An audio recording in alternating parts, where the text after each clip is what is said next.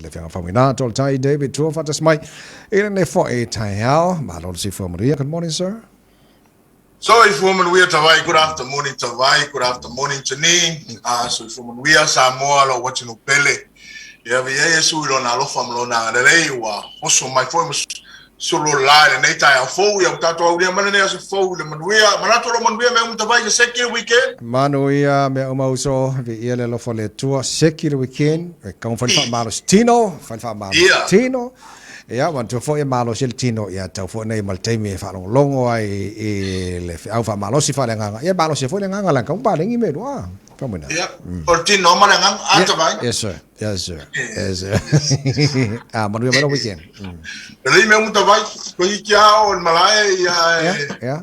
Wa ya te loe te valau mai do stain no ne vai aso pole vai aso ya ora mana ya lo nai dungo malai na te me uma we are me uma pelo to ina to na ifa we are on aso fu ya le ya me Tavai mana ya le ma lol fo lo Manuia fa si special fa mal ne vai Taimi ale mawale ka ola mai le li to tuela tu yo ya me uma le lofa malanga leo le to Tavai mana ya le malo le tunu e tolu foi tato round so le nei foi asunga fua o la tato fa solo o le tato round number 1.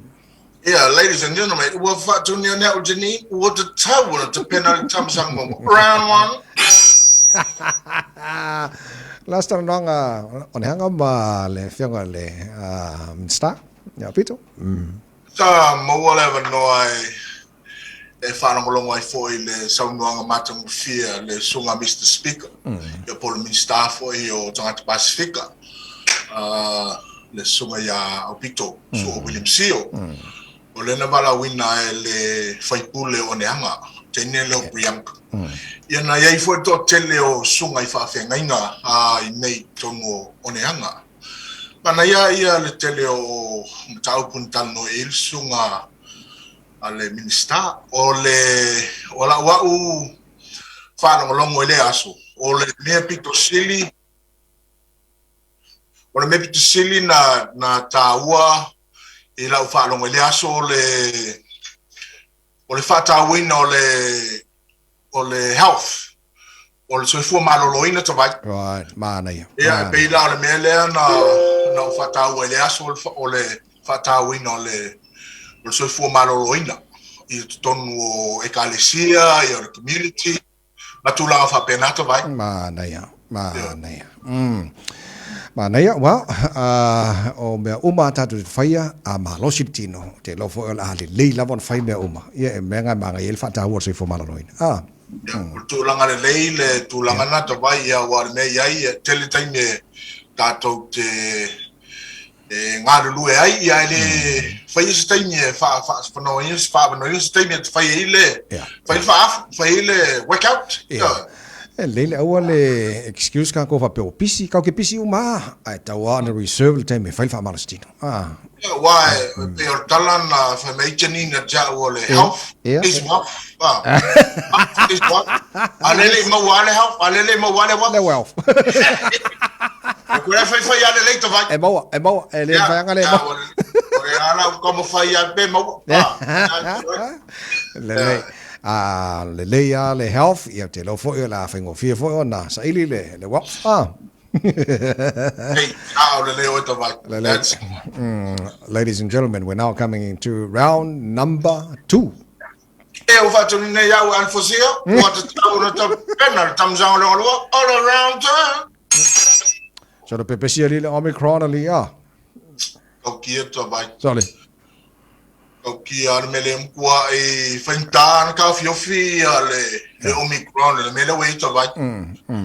Ole Robert solente nei sa to telefo ia night mighty o le mato falcoleni sa sa isolate ama lato ainga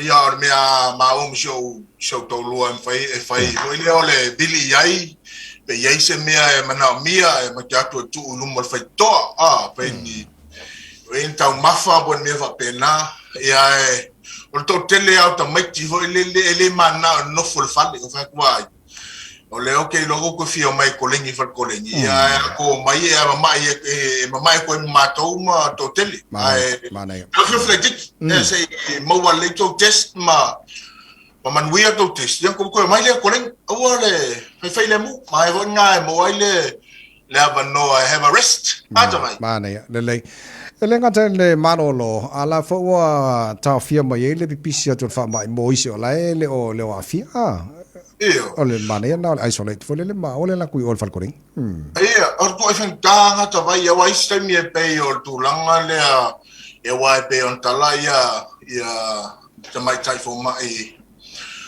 ya ul matan no fa me le o e pipisi o le ya te mila ho le savali ai ya e mo e mafuta to tele wo mai masan ya o ka ko la e mo me le fia fusima ngala fa vai o te lo fa e to ma ke fusi ke au ya ke o ma ale yo fusi mai nga fusi fo sei malo si le e bi pisi fa ma non me fentana to vai le pisi fa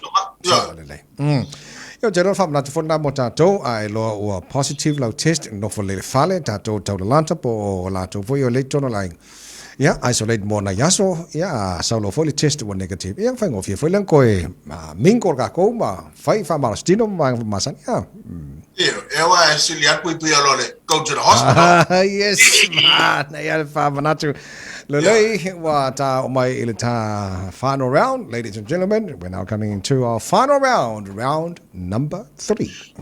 All around 3.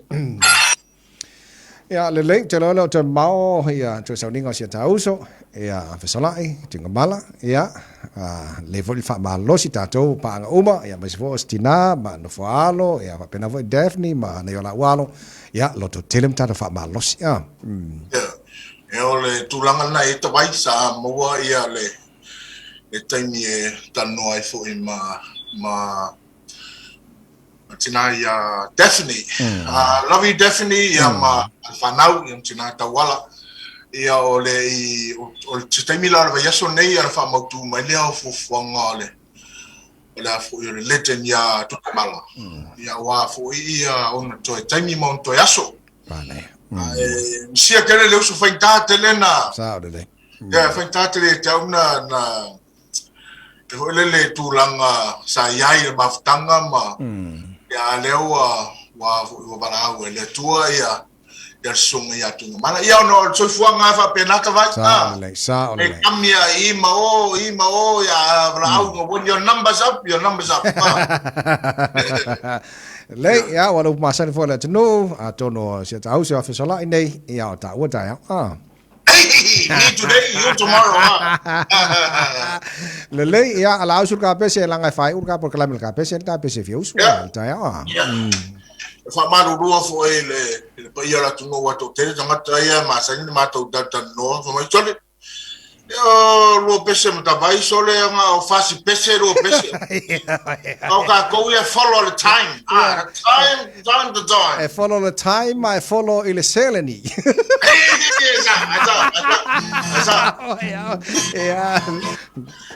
lei o ka ko pese ka tasi ya fa yo ya fa amalu si pea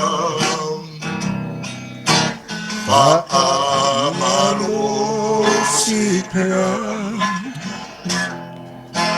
ole ola e fa vava lo tawilea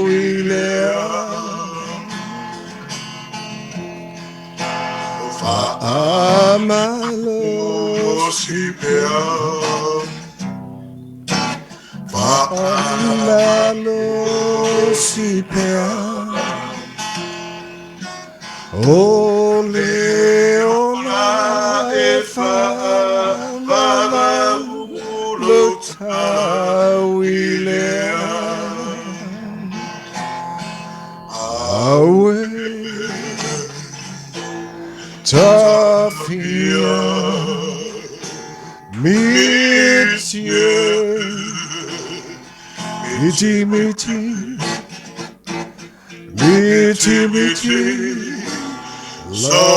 Samoiti polo Ete pisalo Ete pisalo Pisalo matani. Thank you, sir. Thank you, Tonai. I love you, Tonai. I love you, Tonai. I love you, Tonai. Have a good day. Happy birthday, Tonai. Thank you, We are sir. having a Tonai. Ma'am, Tonai. Love you, Samoa.